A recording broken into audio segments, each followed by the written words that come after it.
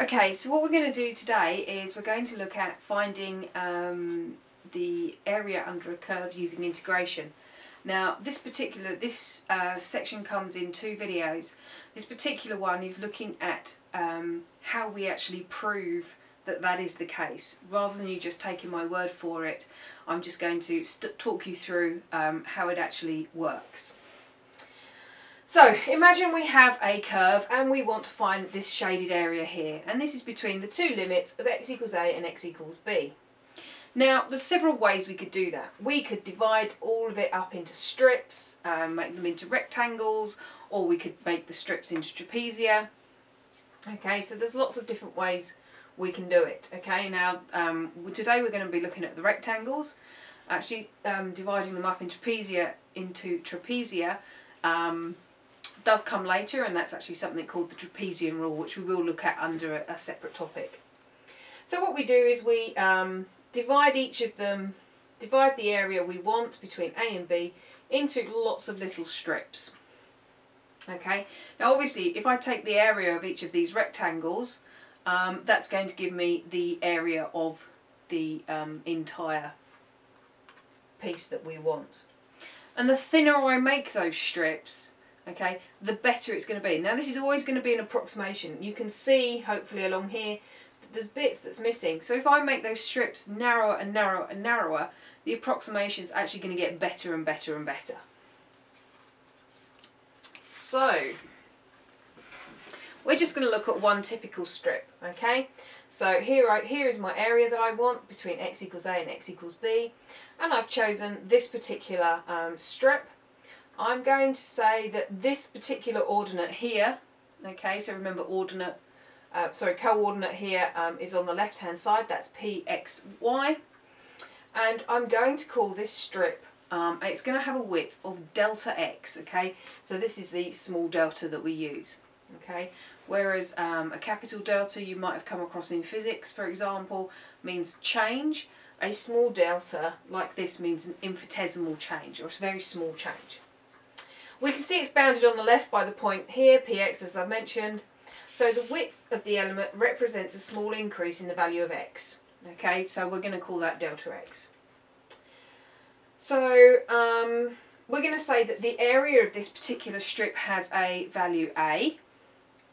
Okay, and if we're only increasing it by a small amount in the x direction, okay, then what's going to happen is the actual area of it is only going to increase slightly. Okay, so we can call this area delta A. So we know that the strip's a rectangle, and we can quite easily find the area of a rectangle. So we know that delta A, the area of our rectangle, is going to be approximately equal to y, which was the y ordinate, okay, the height if you like, times the width, which is delta x. We can sum all of those strips together because we keep the same width for each of the strips. We can sum them all together, and that will give us a total area between A and B, the sum of delta A, which we can just rewrite substituting delta A for y delta x. Now, as delta x gets smaller and smaller and smaller and smaller and smaller and smaller, we can actually put to its limiting case, which is as it tends to 0. Hopefully you remember that from when we were doing differentiation, and we did differentiation from first principles. Okay, so we can increase the accuracy until we get to this, what we call the limiting case, where delta x equals 0. And that give me the limit, from the limit as delta x tends to 0 from x equals a to b, the sum of all those strips. Remembering, of course, that this gives us the actual total area. It's no longer an approximation at the limiting case.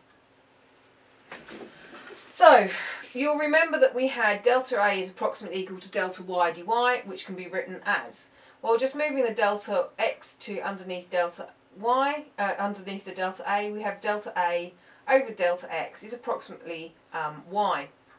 Again, we look at the limiting case, okay, quite important, this limiting case. And delta A over delta x, as delta x tends to 0, is actually y. But here's the thing, hopefully you remember from when we were looking at differentiation, this limit here actually is dA by dx. Okay, so we've got dA by dx equals y. Well, if I want to find A, and I can just integrate these sides. So a actually equals the integral of y dx.